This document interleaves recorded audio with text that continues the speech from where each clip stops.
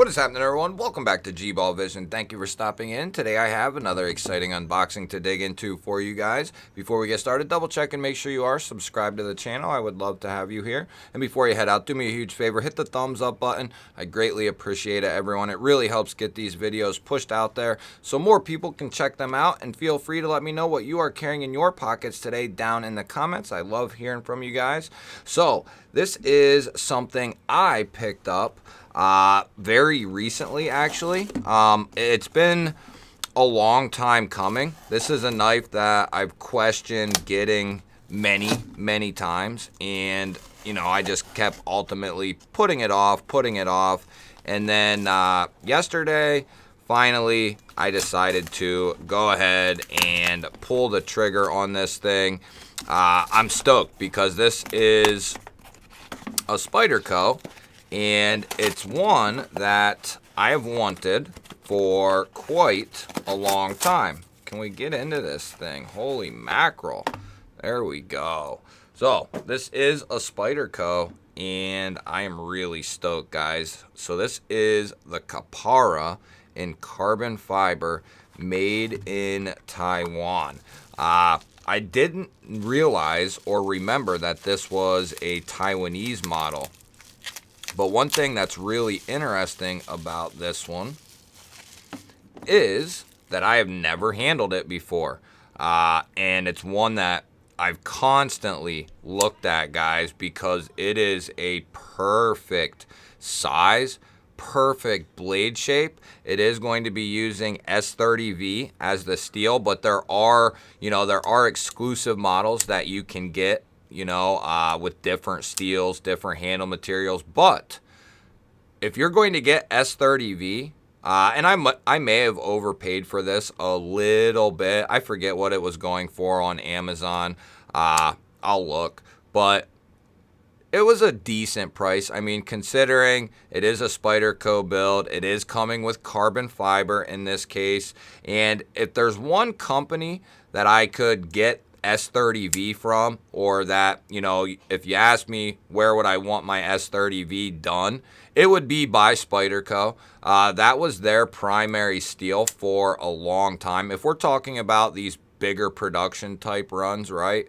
Spyderco is who I want heat treating those blades. They're a company that's going to get it right and get the most out of that S30V.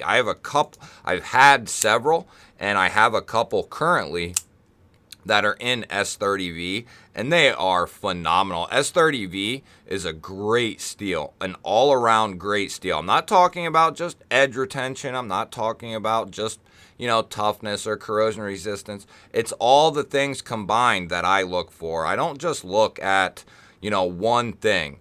And a lot of people tend to really hone in on edge retention, which I can see that being, a big factor.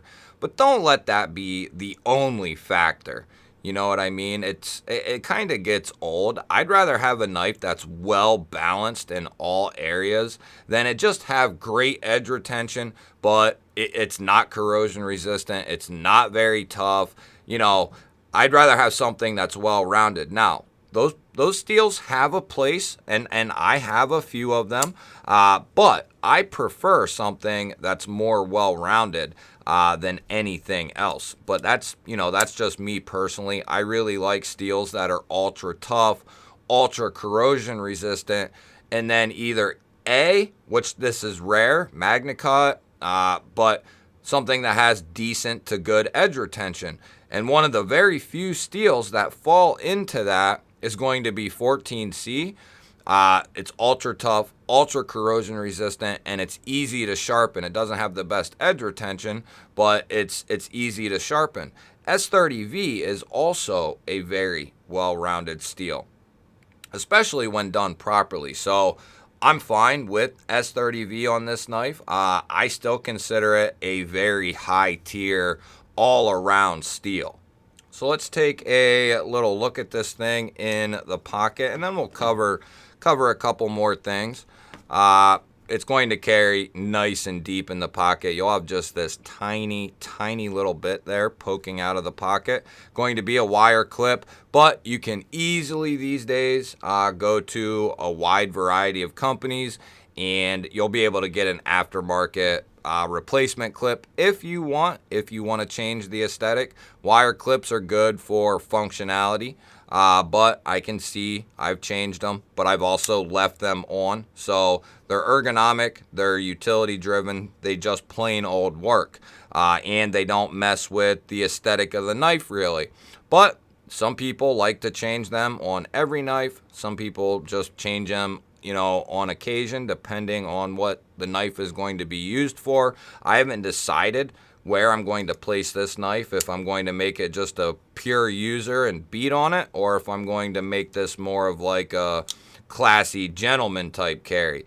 If I'm going to use it and beat on it, I'm keeping the wire clip on. If I want to dress it up and keep it kind of for like a gent carry, then I'll probably change the clip to something else, because this is a beautiful knife, guys. This carbon fiber is really well done. Really nice looking stuff. I actually kind of forgot it came in carbon fiber. I was thinking G10 when it was on its way here.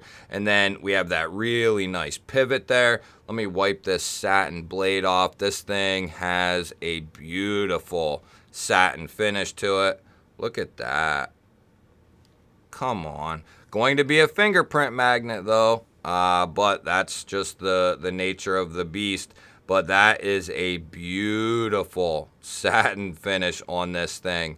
It's got a fairly thinner blade stock, fully flat ground, and this bad boy comes down pretty thin, kind of like a drop foot point almost. It's got that drop point look to it with a sheep's foot tied in there, and then, you know, like a Wharncliffe is also trying to come out of this thing. A very unique blade shape. It has just this little hint of belly upsweep to the tip there. This is going to be a great pocket knife. The Kapara has been around for a long time, and I know that this knife is a favorite of many people. And I was wondering, I thought to myself, could this Kapara replace... The Shaman is my favorite Spyderco that I have handled. The Paysan is probably my favorite one that I don't own that I've handled, right? The PM2 Wharncliffe used to hold the title for me, and it still is up there as one of my favorites. But the Shaman kind of took over as my favorite Spyderco, but I thought to myself, could this take over as my favorite Spyderco, even in S30V? My Shaman is in S30V, and I absolutely love it. It performs very well. And S30V's that kind of steel where it's easy to sharpen up, especially when it's done properly, like Spyderco is going to have here. So it's going to be easy to put a nice little edge back on this thing. This is going to be very utility driven with the way the blade shape is, with the way the ergonomics are. In the standard grip, ultra comfortable with that clip. The way this is all done, it's going to be extremely comfortable in hand. Also in that nice choked up position, going to be ultra comfortable, guys. And then you'll be able to get right up on that tip if you need to.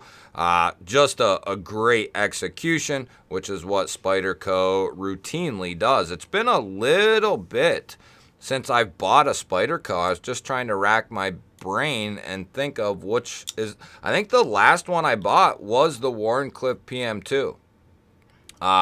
And that is an amazing knife. Spyderco pretty much never disappoints. It is perfectly centered right out of the box. The action, typically on a Spyderco, you have a little bit tighter action. It needs kind of broken in. In the case of this thing, it is extremely smooth already. So going to be on washers, I believe. Already extremely smooth. My Shaman took like a week to break in. A couple of my PM2s have taken quite a while to break in, and that's good. Tolerances are extremely tight at that point, and then they need broken in. So we got some nice little thin telephone book paper here. Let's see what kind of edge is on this thing.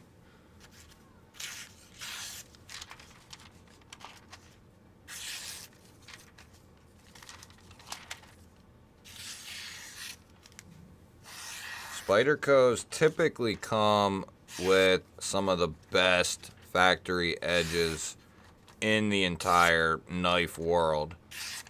And Taiwan does an exceptional job when it comes to heat treat protocol and factory edges. And, you know, that's two keys for success, along with the geometry of the blade, which being a full flat grind with a little thinner blade stock coming down pretty thin. This is going to, it might not be an ultra slicer, but it's going to cut very well and still maintain some of that durability that the S30V has. As far as the action though, guys, this thing is smooth, nice to slow roll out. You can reverse flick it out if you stay out of the way of the blade. And then the thumb flick is going to be absolutely money on this thing. I love the closed profile of this knife, the open profile. This is a great looking knife. It's a good size as well. It's not, this type of knife, this size right here, would be in a lot of people's wheelhouses for size. And that type of blade shape, you still maintain that pokier tip. And it's very low, so it's going to be great at a lot of different things. One of my favorite blade shapes is right here, a very low drop point style, mixed with like a sheep's foot or a Wharncliffe. That's exactly what this is. It's a very modified blade shape, in my opinion. But this type of blade shape right here can do a lot of different things and can do it very, very well. We might as well, just for fun, why don't we go ahead and we'll check the compression lock here. Never had one fail. Have checked probably close to 20 Spyderco style locks and several other compression locks at this point, and every single one has been very solid. This is going to be the same deal. There's no up and down play. There's no side to side play. The blade was perfectly centered as well. And we're going to have good lockup on this thing. Stop pin. Going to be very tough. Why don't we go ahead and we'll check it just to be certain. So we'll get the spine whacker out here and make sure it is got a positive lockup, and it does. Close it, open it with a slow roll. It's locked out, and it is going to be solid, just as I suspected. Going to be a very solid knife, guys. The Kapara, it's been around for quite some time, but it's one, it's one of them Spydercos that I've never got to check out, never got to handle, and it's always been on my list of Spydercos to pick up. So definitely stoked about this. Even in the S30V, I think I'm completely satisfied with it. The added bonus of the carbon fiber is a really nice touch, a nice change up from just the routine textured G10 that they often use. Even the smooth G10 that they did on the Knife Center exclusives and Crewwear, that's even a nice change from the textured stuff. And the textured stuff, does and works well.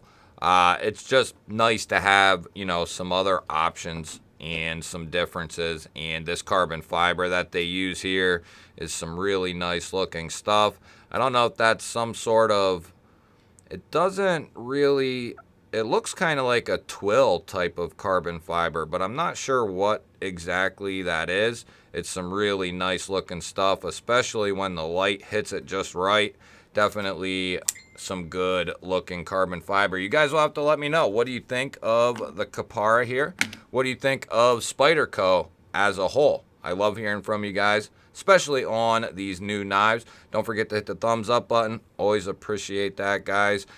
I will wrap it up, throw up a couple of new videos. Have yourself an awesome day. Thank you for watching. Catch you on the next one.